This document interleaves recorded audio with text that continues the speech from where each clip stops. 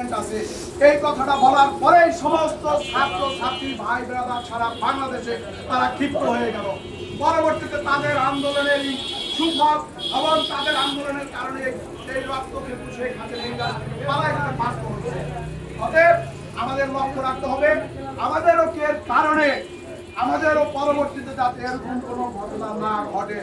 আপনারা লক্ষ্য রাখবেন আমরা বিগত 17 বছর যারা মাঠে কষ্ট করছি সবাই খাইছি, মামলা জেল এইগুলি আমরা করছি।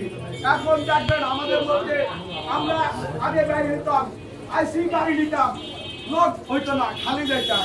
আর এখন ট্রাক নিলে ভরে যায়, ট্রাক লাগে না, হাইটা যায়। এরা কারা? এই 17 বছর এরা এই আওয়ামী লীগের সাথে থাইকা জনগণের রক্ত চুষা খাইছে। কেউ বাজারে কেউ ঘর দখল করে খাইছে, কেউ জমিন দখল করে খাইছে, কেউ বিচার করে জরিমানা করছে লক্ষ লক্ষ টাকা। সাধারণ জনগণ হতে বিএনপির অনেক নেতা কর্মীকে এইভাবে নির্যাতিত করছে। এই নির্যাতিতের কারণেই তাদের আর এই দেশ থেকে পলাই যেতে হয়েছে। এই যে নির্যাতিত যারা করছে তারা এখন আমাদের সঙ্গে অনেকেই এসে মিশতেছে। আমাদের সঙ্গে মিশা তারা লুট তরত্ব ভাঙচুর এইগুলি করবে।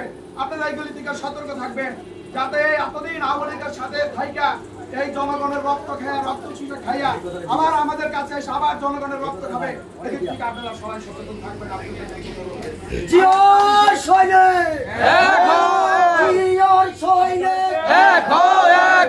আর একটা বিশেষ অনুরোধ, সেটা হচ্ছে আওয়ামী লীগ আবার একটা চক্রান্ত নিয়ে তারা ব্যস্ত আছে। তারা জায়গায় জায়গায় রাত্রিবেলা ডাকাতি করায়।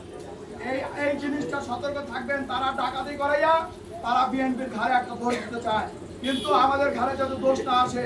আপনারা যেখানে শুনবেন কেউ কেউ মারতেছে, কেউ কেউ বাড়িঘর লুট করতেছে, আপনাদের কাছে অনুরোধ আপনারা সেখানেই ছুটে যাবেন এবং যার বাড়িঘর লুট করতেছে তাকে আপনারা রক্ষা করবেন। এটাই আমাদের আপাতত কাজ এবং আমাদের দলের নির্দেশ। এই রক্ত থেকে শেখ হাসিনা দেখেন তারা ছাত্রদের মাইরা এমন পর্যায়ে তারা গুলি করে মারতে আসছে, কোনো ডকুমেন্টস রাখে না। তারা বলছে কি বড় খবর দিচ্ছে এই ছাত্র ভাই বোনদেরকে। একটা কবরের মধ্যে 10 জন 15 জন 20 জন করে চাপা পাঠিয়ে দিচ্ছে। সবাই দোয়া করবেন সেই সমস্ত ছাত্র ভাই বোনদের জন্য, আল্লাহ যেন তাদেরকে শহীদের খাতায় লেখা জান্নাতবাসী করেন।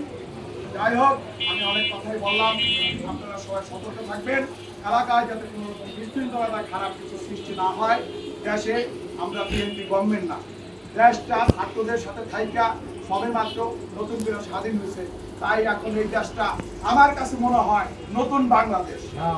এই জন্য আমরা এই নতুন বাংলাদেশে শান্তি করে থাকবো। কারণ 1971 সালে এই দেশ স্বাধীন হয়েছে, শহীদ প্রেসিডেন্ট জিয়া রহমান স্বাধীনতার ঘোষণা করেছে।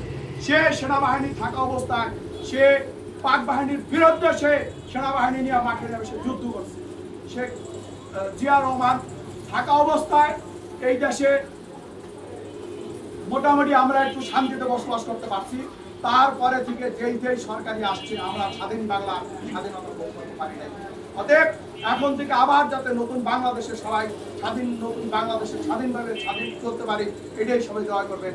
এই বলে আমি আমার সংক্ষিপ্ত বক্তব্য শেষ করছি। আসসালামু আলাইকুম। বাংলাদেশ জিন্দাবাদ।